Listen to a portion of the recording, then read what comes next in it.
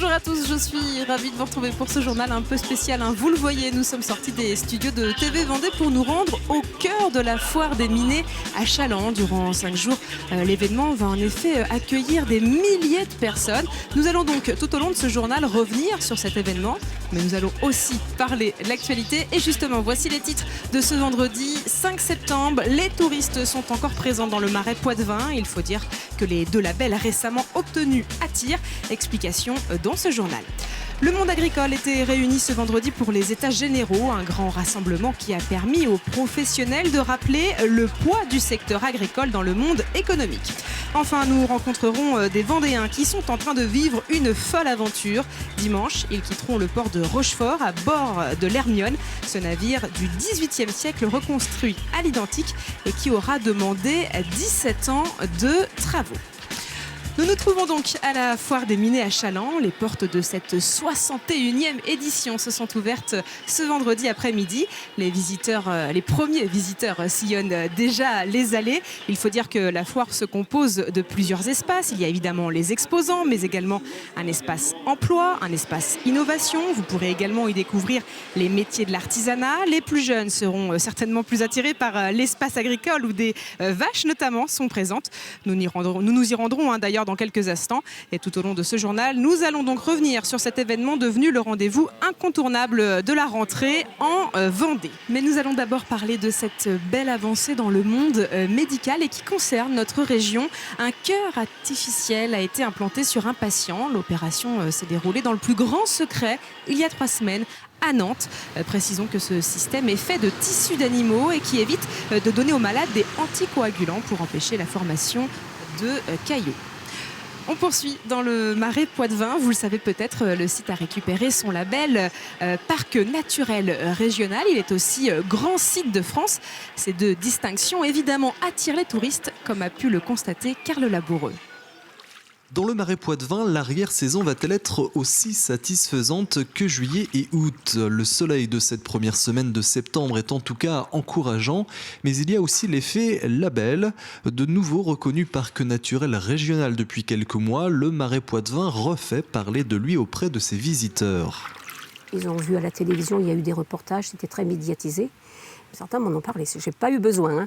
J'ai pas eu besoin de le dire ou rappeler que c'est grand site de France. Maintenant quand même. Parc naturel régional et grand site de France, ces 2 labels permettent d'attirer davantage de touristes et d'étaler la saison avec des profils de clientèle différents. Pour la saison estivale, juillet et août, on va avoir de toutes les familles. Et à partir de septembre, on va avoir une clientèle un peu plus de 3e âge qui vient visiter le Marais en dehors des tumultes de la saison estivale. 3e âge, camping-caristes, ce sont eux actuellement qui profitent du Marais Poitevin et de sa quiétude retrouvée, propice au tourisme vert. On est les adeptes du vélo déjà, on adore se promener à vélo, donc je pense qu'il y a quand même pas mal de chemins de halage le long de ces rivières. On fait beaucoup de randonnées, on fait du vélo, et on a fait du vélo, on est allé à l'île de Ré, où on a fait 35 km. Et là, on n'a pas pris les vélos, on a décidé de faire du bateau. Et avant de replonger dans sa léthargie hivernale, le Marais Poitevin reste un espace à découvrir jusqu'à fin octobre, période à laquelle les embarcadères termineront leur saison touristique 2014. Et le Marais Poitevin pourrait continuer son développement avec cet autre projet qui devrait voir le jour en 2017. L'objectif est de lier les circuits cyclables aux circuits navigables. L'idée serait alors de proposer des péniches où les vélos pourraient être installés. Dominique Souchet, l'un des porteurs du projet, nous en dit un peu plus. On va lancer donc un appel à projet pour concevoir un bateau spécifique Marais Poitevin qui soit adapté au gabarit de nos voies d'eau. Donc ça ne sera pas des monstres, ça ne sera pas des grandes péniches, ça sera des péniches d'une douzaine de mètres de long, de 3,80 mètres de large, avec 6 couchages, permettant d'embarquer les vélos et donc qui pourront être loués pour 3 jours, pour 4 jours, pour 1 semaine. On prévoit 15 haltes, dont 4 en Vendée, à Denvix, à Maillé, à Maillezais et à Cours d'Eau. Nous voici donc dans l'espace agricole de la foire des Minets de Challans. C'est une partie toujours importante dans une foire. Et puisque nous parlons du monde agricole, nous allons nous intéresser aux états généraux. Ils se sont déroulés ce vendredi. Et c'est l'occasion pour les professionnels du secteur de rappeler leur poids économique. Anthony Jamin s'est rendu sur place.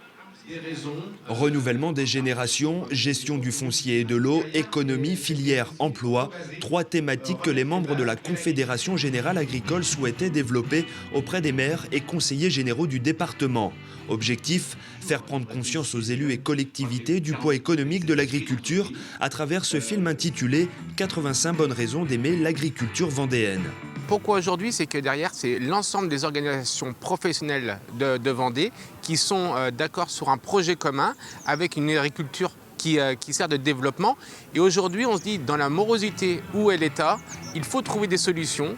À l'appui des chiffres, beaucoup de chiffres et un constat parmi d'autres, les collectivités peuvent apporter un réel soutien, par exemple en adoptant des productions locales dans leurs services de restauration. 87% de la volaille, en fait, c'est de la volaille importée, donc arrive dans nos cantines. Eh bien aujourd'hui, si on arrivait de faire en sorte, dans un élan de patriotisme, de faire en sorte de réintroduire par exemple ces volailles-là, eh bien on résoudrait un pan de la filière avicole qui est mis en difficulté auprès des éleveurs doux. Nous, on le fait par exemple au Poirail-sur-Vie depuis près de 10 ans. Depuis qu'on a créé la restauration, en faisant en sorte de consommer, d'acheter des produits locaux, des produits de qualité, labellisés, etc. 50% de l'appro vient du local aujourd'hui. Pour le maire de La Roche-sur-Yon, l'une des priorités, c'est aussi cette gestion nécessaire du patrimoine agricole. Avec la mise en place au sein de la commission d'attribution, comment je dirais, une façon de fonctionner pour protéger les terres agricoles et ne pas continuer à laisser disparaître un département tous les 7 ans, 1600 hectares qui disparaissent tous les ans en Vendée pour les constructions. Valoriser les filières d'apprentissage, favoriser l'installation des jeunes agriculteurs autour de projets viables, agir pour que les productions soient vendues à un prix juste pour permettre aux 8400 exploitants agricoles du département de vivre dignement et d'être fiers de leur statut d'agriculteur. Bref, pérenniser une agriculture créatrice de richesses. Nous sommes toujours à la foire des Minets à Challans. En 61 ans, ce rendez-vous est devenu incontournable, notamment pour les exposants. Mais finalement, qu'attendent-ils de ce genre de rendez-vous? Nous sommes allés leur poser la question. Ça fait 8 ans maintenant qu'on fait la foire des Minets. Ça représente environ, on va dire, une quinzaine de contacts régulièrement à chaque foire. Ce qui nous représente un chiffre d'affaires qui est environ de 25 à 30 000 euros parfois. C'est un vrai événement pour nous. Ouais. C'est vrai qu'il y a toujours eu du monde, donc il y a toujours du passage et bon, on verra les retombées, quoi. Il y a beaucoup de gens qui se baladent, ça permet de comparer, de voir un petit peu ce qui se fait à droite à gauche.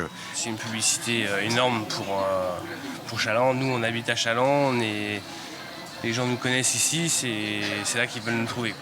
Certains de ces exposants participeront d'ailleurs peut-être à ce défi fou dont nous allons parler maintenant, le 27 septembre prochain. 150 chefs d'entreprise participeront en effet au Grand Prix de la Meule Bleue. Il s'agit d'une course de meules, de mobylettes donc, et l'objectif est de lutter au moins pour une journée contre la morosité ambiante.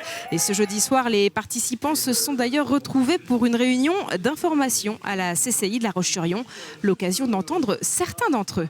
L'idée nous paraissait très très bonne en ces périodes un peu compliquées, de montrer que les chefs d'entreprise avaient toujours la pêche. C'est une aventure passionnante puisqu'on va pouvoir se réunir, rencontrer d'autres chefs d'entreprise, échanger dans la bonne humeur et dans un autre contexte que le contexte du travail. Lorsque le projet s'est présenté, j'ai trouvé que c'était vraiment très intéressant que nous, les femmes, nous soyons présentes. Donc c'est pareil, nous avons une équipe essentiellement féminine. L'autre jour, je suis allé à mon bureau avec cette mobylette, tous les salariés y ont participé et on s'est vraiment éclaté, quoi. Ce qui m'a plu beaucoup, c'est le côté sérieux, sans se prendre au sérieux. Après la rentrée scolaire, c'est désormais peut-être pour certains le moment de trouver une baby-sitter. Plusieurs communes organisent donc des baby-sitting dating. Concrètement, parents et étudiants se retrouvent au cours d'entretiens de 10 minutes. C'est l'occasion de multiplier les rendez-vous sur un même lieu. Et la commune d'Olonne-sur-Mer organise ses rendez-vous le vendredi 12 et samedi 13 septembre. Et cette année, la demande pourrait être plus importante suite au nouveau rythme scolaire. Cette année, on a d'autant plus à cœur de le mettre en place pour justement venir en aide aux parents qui ont des problèmes de garde, surtout le mercredi matin. certaines communes aux environs n'ouvrent pas les centres de loisirs et les écoles privées n'ont pas cours le mercredi matin. Donc ça peut rendre service aux familles. Nous sommes donc toujours à la Foire des Minets à Challans et le président nous a rejoint. Bonjour Jean-Jacques Rousseau. Bonjour Edwige. Alors, il faut préciser que vous êtes nouveau dans la fonction depuis cette année, mais ça ne va pas nous empêcher de revenir au commencement finalement. Quand on parle d'une foire, c'était quoi finalement il y a 60 ans une foire ? Il y a 60 ans à Challans, il y avait déjà un certain nombre de manifestations, en particulier les commerces de bestiaux, commerces en ville. La vie en ville de Challans était très active compte tenu de l'animation commerciale qu'on a toujours connue. Challans a toujours été connue comme une ville très forte en économie, en activité de commerce et de foires et marchés en particulier. Et alors 60 ans plus tard, comment on fait pour que la foire rencontre toujours un tel succès ? C'est assez simple finalement. Je suis rentré cette année en effet au comité de foire en tant que président et je suis entouré d'une équipe d'une part sympathique mais aussi qui aime la foire et qui se remet en question en permanence. Et donc cette année j'arrive avec une équipe qui a lancé l'organisation de la foire avec une grande sérénité.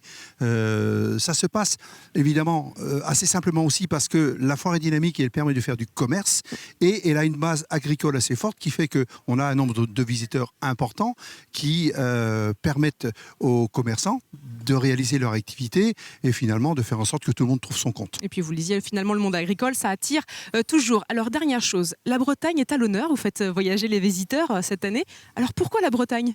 Alors, j'ai un indice, il y a une cravate aux couleurs de la Bretagne. Premier point, je suis breton d'origine, voilà. Mais ce n'est pas uniquement cette raison-là. Tout de même, j'étais intéressé de voir que la foire de Challans, qui faisait venir des régions, des pays lointains, puisse se recentrer de temps en temps sur des régions assez proches. Et la Bretagne, c'était la région qu'il m'intéressait de mettre en avant presque en priorité. Et donc, on s'est tourné vers la Bretagne assez facilement et on a eu la possibilité aussi de se faire accompagner par un groupe musical folklorique breton très fort, puisque c'est le Bagad de l'Anbiway. Effectivement. Merci beaucoup. Vous restez encore avec nous quelques secondes, puisqu'on va poursuivre avec un autre grand rendez-vous du week-end à l'autre côté de la Vendée. Il s'agit du Festi Bio. Alors, vous l'aurez compris, tout le week-end, le bio sera à l'honneur aux herbiers. Et pour cette édition 2014, les passionnés de la nature seront ravis, puisque des professionnels seront là pour vous informer sur les effets de la Lune sur le jardinage. Reportage de Grégoire de Châtillon. Au-delà d'être un géo-trouve-tout écolo, Marcel Hérault jardine comme le faisaient ses grands-parents et ses parents avec la Lune. Bon, cette période, c'est le calme là, parce que la Lune monte depuis 2 jours. Et alors au jardin, on n'a pas grand-chose à faire à part s'occuper de l'ordinaire, tailler un peu, voilà. Dans moins de 15 jours, la Lune sera à nouveau descendante. Le moment sera alors favorable pour semer et planter. Vous connaissez l'influence de la Lune sur les marées. Elle jouerait également son rôle sur la performance agronomique des plantes. Marcel, en tout cas, en est convaincu. C'est surtout dans les légumes qu'on voit la différence. Vous semez des carottes en lune montante, vous n'aurez pas de carottes, ou alors des ficelles, quoi. Ces laitues ont été semées il y a 15 jours, au début de la lune descendante, et je vais les replanter d'ici une quinzaine de jours. Marcel met alors toutes les chances de son côté en favorisant l'enracinement qui se fait en lune descendante. Des fois on passe pour des rigolos, mais bon, on sait que ça marche nous, alors donc on s'y réfère. On s'y réfère et ça marche, donc je ne vois pas pourquoi on s'en priverait. Travailler son jardin avec la Lune, en suivant par exemple les conseils qui fleurissent dans les calendriers lunaires, cela ne peut pas faire de mal à vos cultures, bien au contraire, il suffit d'en faire l'expérience. On poursuit ce journal avec cette folle aventure. Dimanche, l'Hermione prendra le large. Alors l'Hermione, c'est ce navire du XVIIIe siècle qui a été reconstruit à l'identique. 17 ans de travaux ont été nécessaires et à bord, 70 hommes pour faire flotter ce symbole de l'histoire. Et parmi eux, des Vendéens. Alors avant le départ, Pierre Dalicieux les a retrouvés à bord au quai de Rochefort. Reportage. Bienvenue en 1780, date à laquelle Lafayette partit rejoindre les Amériques pour la guerre d'indépendance à bord de ce bateau. Cette réplique en construction depuis 1997 s'apprête à vivre son premier départ en mer, avec à son bord 78 membres d'équipage. Tu les mets ici, Cédric, t'as regardé comment ils font là? Comment il a fait? Dominique en fait partie. Cet habitant de l'Île-Dieu n'en est pas à sa première aventure. Marin de profession, il a navigué sur le Bélem et convoite régulièrement de gros voiliers. Pour lui, l'Hermione, c'était une évidence. Tu dis, tiens, si un jour j'ai l'opportunité de pouvoir le faire, j'y vais, je fonce, quoi. Et ça a été le cas. Et disponible en plus. Donc j'ai même pas hésité. J'ai fait, j'y vais, et on y va à 100%. Et l'aventure commence. C'est parti. Dominique est salarié sur l'Hermione. Il aura à sa charge une vingtaine de personnes durant les 2 mois de navigation prévus. Mais pour le moment, l'heure est au dernier préparatif avant le grand départ de dimanche.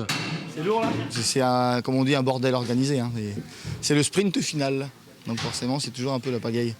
Comme une maison, c'est les finitions. C'est toujours un peu catastrophique. Mais ça va, pour l'instant, ça se passe bien. Dominique n'est pas le seul Vendéen sur ce navire. Vianney, lui aussi, fera partie de l'équipage. Lui est volontaire, il ne partira que 2 semaines en mer. Et contrairement à Dominique, pour lui, cette aventure, c'est l'inconnu. Impatient de partir. Après, comment ça se passera, on verra ça sur place. Je peux pas dire. J'ai encore jamais navigué sur une frégate comme ça. On verra. Dimanche, spectacle assuré. L'Hermione quittera son port d'attache de Rochefort pour 2 mois de navigation au large des côtes françaises. Le retour prévu le 10 novembre pour préparer le grand départ d'avril, direction les États-Unis. Et avant de refermer ce journal, comme chaque jour, on jette un coup d'œil du côté du ciel et la foire des Minets à Chaland devrait se dérouler sous le soleil puisqu'il sera encore bien présent, mais sur toute la Vendée, même si quelques nuages tenteront de s'imposer. Et côté température, nous serons bien au-dessus des normales des saisons. Décidément, l'été n'a pas dit son dernier mot et c'est tant mieux. Voilà, c'est la fin de ce journal. Merci à vous de nous avoir suivis pour cette édition spéciale au cœur de la foire des Minets à Chaland. Lundi, vous retrouvez Caroline Tronche, mais en studio. D'ici là, très bon week-end à tous.